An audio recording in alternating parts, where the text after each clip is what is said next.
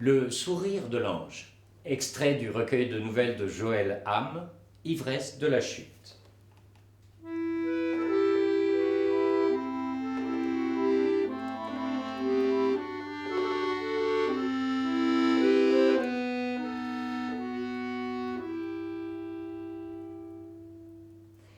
Lettre à Lisa M. Extrait. Villa Médicis, Rome, lundi 19 novembre 2012.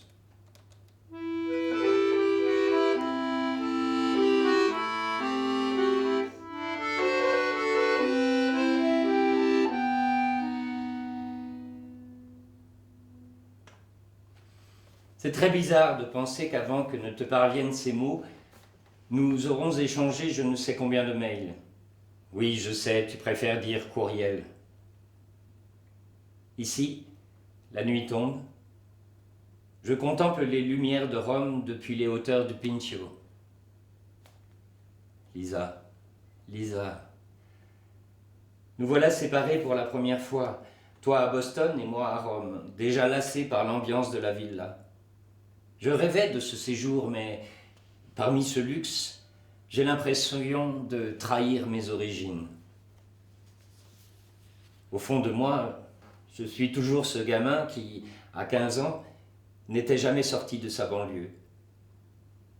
Pourtant, quand la nuit croulait sous les étoiles, j'en avais les larmes aux yeux, comme ce soir en pensant à toi. La beauté me met en joie et me fait souvent oublier la cruauté du monde. Je détestais cette phrase rabâchée par ma mère. « David, crois-moi, la beauté ne se mange pas en salade. » Je lui répondais « On voit bien que tu n'y as jamais goûté. » Tu me demandes d'où me vient cette attirance pour la beauté. Je ne sais pas, mais je me souviens de manière tout à fait précise de mes premiers véritables émois.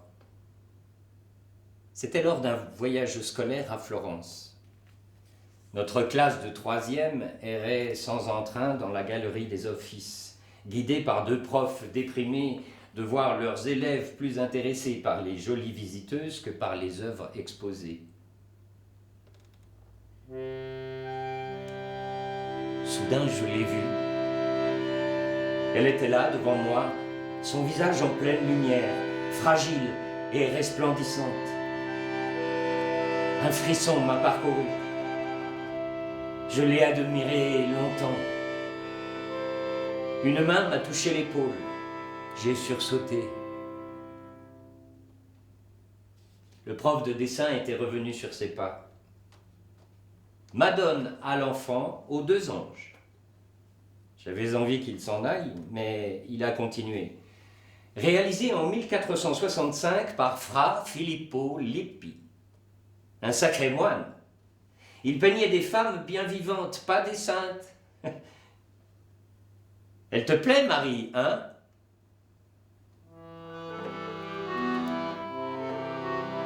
J'aurais voulu m'incorporer à la toile, rejoindre cette femme si présente, si lointaine, la toucher, l'embrasser. Prends garde à toi, Lisa. La beauté me rend fou.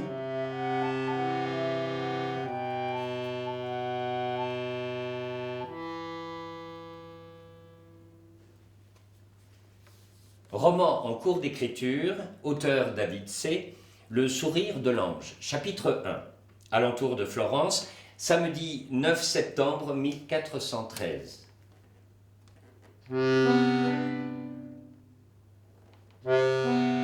L'enfant se lève et, pieds nus, franchit le couloir d'allée qui mène à la chambre de sa mère. Il pousse la porte. Elle dort d'un sommeil de gisante. La pleine lune nimbe son profil d'un trait de lumière poudreuse. L'enfant saisit un miroir d'étain au mur, s'assied sur un siège auprès de la dormeuse, observe son propre reflet, souffle dessus. Son haleine chaude forme une buée sur le miroir. D'un doigt sûr, il trace le profil de sa mère, écrit un mot. La buée s'envole en emportant le dessin. Il réapparaît quand l'enfant souffle à nouveau. C'est un jeu que sa mère lui a appris. Il pose le miroir près d'elle. Au matin, elle le trouvera et son souffle chaud révélera ce mot tracé par Filippo, à mort. Filippo Lippi sera déjà loin. Sur la route de Florence, son petit sac de toile à l'épaule, empli de fruits secs et d'un peu de ce pain d'épices poivré dont seule sa mère a le secret. Dans ses poches, il emporte quelques brindilles de charbon de bois empruntées à l'âtre éteint et une pierre rouge volée au peintre qui travaille à réparer la fresque de Giotto dans la chapelle Bardi de l'église Santa Croce, très haut sous la voûte. Chaque jour, il retourne là-bas. Il observe les artistes perchés sur leur échafaudage, frémissant au frôlement de leurs pinceaux sur la paroi. Une vibration sensuelle envahit son corps et son esprit. Il suit attentivement les mouvements d'un aide dont il admire l'aisance et la rapidité à répondre au peintre. « Guido, du rouge! Il nous manque du rouge et du bleu aussi, presto !» Filippo s'approche, ouvre la bouche. Guido lui pose un doigt sur les lèvres. Il articule des syllabes muettes. Filippo le voit casser des œufs, beaucoup d'œufs, en séparant les blancs des jaunes, dont il retire le germe avant de presser délicatement leur enveloppe et de les faire tomber dans un creuset de porcelaine. Guido débouche un petit flacon, l'agite sous les narines de Filippo, qui, paupières closes, hume l'odeur pénétrante. Girofle, annonce Guido, tout en versant sur les jaunes 5 ou 6 gouttes de la précieuse essence. Il ajoute à ce mélange un peu d'un autre flacon et dit au travers de son sourire « gomme de cerisier ». Ensuite, il bat les blancs d'œufs qui moussent très haut dans le bol. Il y plonge une éponge à large port, puis il l'exprime au-dessus des jaunes. Pour l'éclat des couleurs, chuchote-t-il. Guido brasse l'ensemble. D'un pot de terre, il tire une cuillerée de poudre de cinabre rouge vermillon qu'il broie dans un creuset, en y ajoutant progressivement la préparation à l'œuf, jusqu'à ce qu'il obtienne une bonne densité de couleurs. Filippo sent brûler sa rétine comme un feu de paille.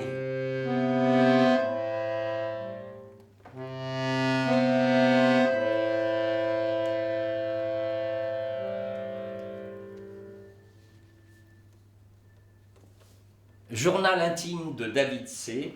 Florence, mercredi 19 décembre 2012.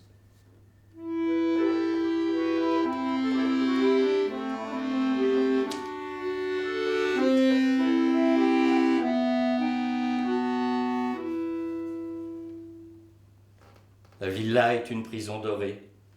Heureusement, ma spécialité nous conduit à en sortir très souvent. J'entends dire que l'histoire de l'art est le refuge des artistes ratés. Je ne me sens pas concerné. J'aurais aimé vivre au Quattrocento et côtoyer Filippo Lippi, dont je cherche à percer les secrets. J'aimerais aussi couvrir les murs du portrait de Lisa, mais je n'ai pas le talent de Lippi. Je n'ai pas non plus envie de suivre son chemin de débauche. Je préfère ma solitude. Lippi était un passionné. Moi, je reste immobile, observant son œuvre, sans jamais la comprendre vraiment.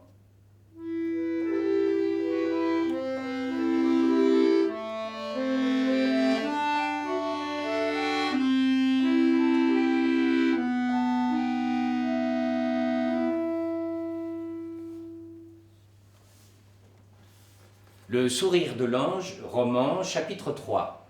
Florence, mardi 2 mai 1414.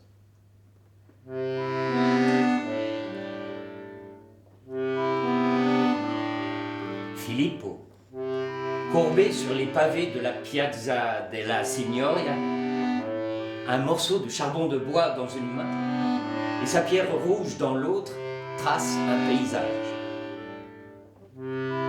Il se redresse parfois et contemple son œuvre. Filippo dessine. Si des pièces teintent sur le pavé, il sait qu'il ne les doit qu'à son talent.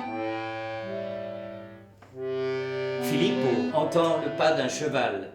Le cercle se rond autour de lui. Il relève la tête, ébloui par le soleil, ne distingue pas les traits du cavalier qui met pied à terre et le fixe intensément. L'homme s'approche, un peu plus près de Filippo, qui, après l'avoir dévisagé un instant, se remet à dessiner, sans plus d'émotion. Le cavalier voit naître son propre visage dans la poussière de la place, barbe bien taillée, regard étrange de myope, lippe hautaine. Son portrait sur le sol est si frappant qu'il en reste quoi. Le cavalier tente une pièce à Filippo qui scintille au soleil, une pièce d'or. Le jeune garçon fait ainsi la connaissance de Cosimo de' Medici.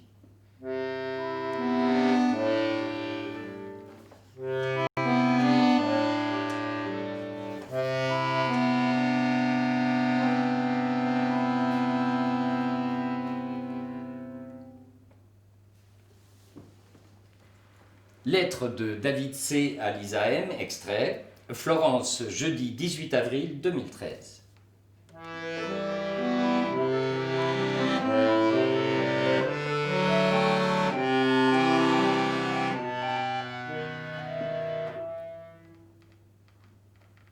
Ma Lisa, la nuit enfin, le silence, si difficile à supporter après ton coup de téléphone. Pourquoi faut-il que nous soyons toujours interrompus au bout de 3 minutes de conversation? Tu me demandais où en sont mes recherches. Le directeur des offices, ce cher Giorgio, s'est longuement entretenu avec moi.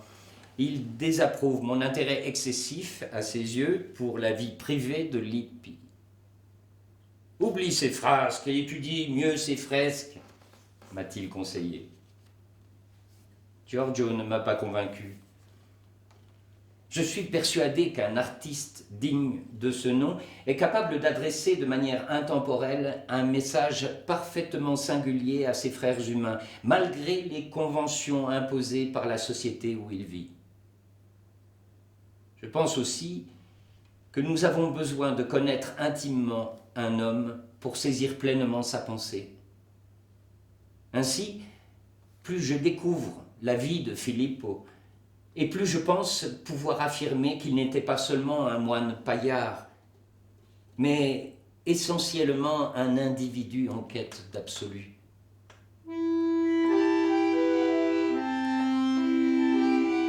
Un jour, je te raconterai l'histoire d'amour de Lucrezia et Filippo.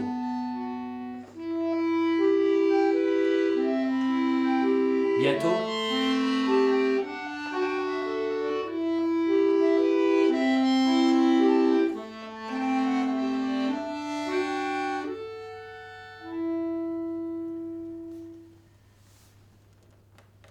Le sourire de l'ange roman, chapitre 10, 1427, chapelle Brancacci, église Santa Maria del Carmine.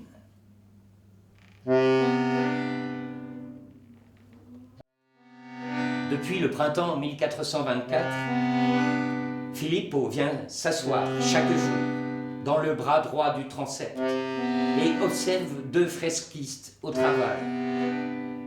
Masaccio étale lui-même la première couche de mortier rugueux, la Riccio, sur le mur nu. Sur cette couche grossière, Masaccio trace son esquisse à main levée. Filippo n'a jamais vu une telle dextérité. Il est bouleversé par l'image qu'il voit naître de la paroi. Le corps d'Ève est celui d'une paysanne. Sa bouche est un cri, tandis qu'Adam, le dos courbé, se voile la face des deux mains. Masaccio n'a rien dissimulé de son corps magnifique. Ses organes sexuels, peints de manière réaliste, ont la plénitude de la jeunesse. La lucidité aveuglante de Masaccio glace le cœur de Filippo. Pourtant, le lendemain, il est à ses côtés. Il l'assiste et suit son enseignement. Lettre à Lisa, jetée au panier par David C. Berlin, mercredi 4 décembre 2013.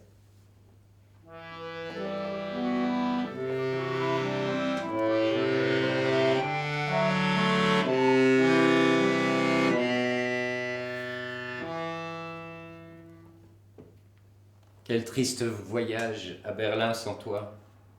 Tout me désolait. La Madone de la Forêt m'attendait sur le marbre froid du laboratoire du musée. J'ai pu observer longuement le tableau en présence de l'administrateur et de Lorenzo, un biochimiste de la police scientifique italienne. Et oui, un flic. Il a prélevé quelques microparticules de matière sur le visage de la Vierge. L'essentiel du tableau a été peint à l'huile, une technique nouvelle à l'époque, mais Lippi a traité les parties visibles du corps de Marie à la tempéra. Ce genre d'omelette aux pigments. Une tempéra exceptionnelle, d'un éclat très particulier. Je persiste à traquer le secret de Lippi dans la prunelle de ces madones. Elle s'en moque et ne s'intéresse pas plus à moi que toi, Lisa, dont je ne reçois aucune nouvelle.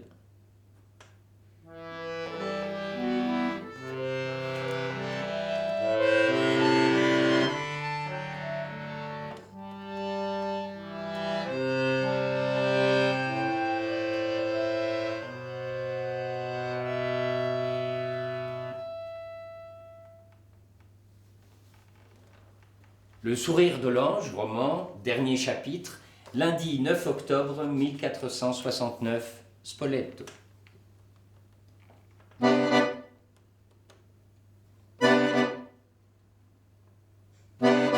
Les yeux mi-clos, trempés par une sueur fétide, les entrailles dévorées par le poison, Filippo a déliré une partie de la nuit. Il est calme et lucide. Personne ne le sauvera.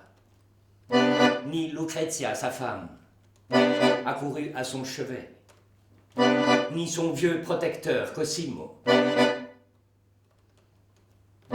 Filippo Lippi, une fois de plus, n'a pas su résister à ses pulsions. La femme de son commanditaire était trop belle. Il le paie de sa vie. Il meurt à 63 ans. Et sa Salomé continuera à danser éternellement au banquet d'Hérode, sur la fresque qu'il n'a pas fini de peindre, à la cathédrale Santo Stefano de Spoleto. Lippi s'agite, des visages le hantent, celui de Marie, celui d'Ève, et à travers ce dernier, celui de Masaccio, qui peignit les plus belles fresques du monde, en étant payé 6 sous par jour. Masaccio, si pur, si différent de Filippo. Oh Tommaso, Tommaso, la peinture suffisait donc à ta vie.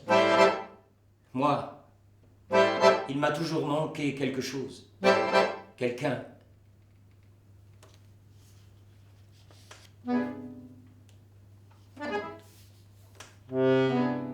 Lucrezia se penche sur Filippo. Elle entend son murmure s'éteindre dans un battement d'ailes. Le visage douloureux de Filippo s'éclaire et elle voit, tandis qu'il rend son dernier souffle, fleurir sur ses lèvres exsangues le sourire de l'ange.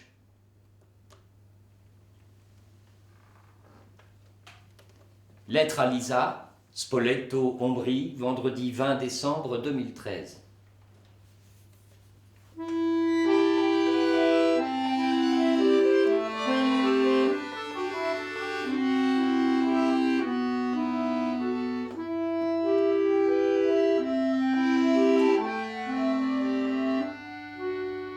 Oh, Lisa, ma Lisa, merci, merci mille fois. Ton message me redonne vie. Tu me trouveras à l'heure dite au pied de ton avion. Un petit mois à attendre, ce n'est rien. Je suis heureux. Je tournais mal, fatigue, amertume. J'ai refait le trajet suivi par Filippo durant sa vie, de Florence à Prato, puis à Spoleto. J'ai revécu les dernières heures de Filippo en admirant son ultime fresque, achevée après sa mort par un aide et son fils Filippino. Le mouvement de recul et de crainte de la Vierge dans l'Annonciation, l'expressivité des visages, la douleur intériorisée et la sérénité qui imprègne la scène de la mort. Tout m'évoquait l'influence de Masaccio. Mais adieu, tristesse. Vivement que tu arrives, Lisa, et que je sente battre ton cœur sous ma peau.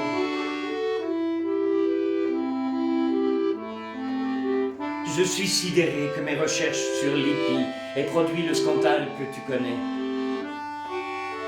Je ne désirais surtout pas ébruiter ce que j'ai découvert. Un élément très anecdotique, encore sujet à caution. Un détail minuscule de ma thèse. Je ne pense pas qu'en procédant ainsi, Filippo ait voulu améliorer la qualité de son art. C'était plutôt un acte symbolique.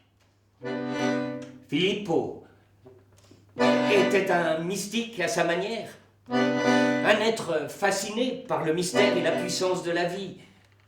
Je l'imagine, concoctant sa préparation colorée dans le secret de sa loge, impatient d'imprégner l'étoile et les murs des cathédrales du meilleur de lui-même.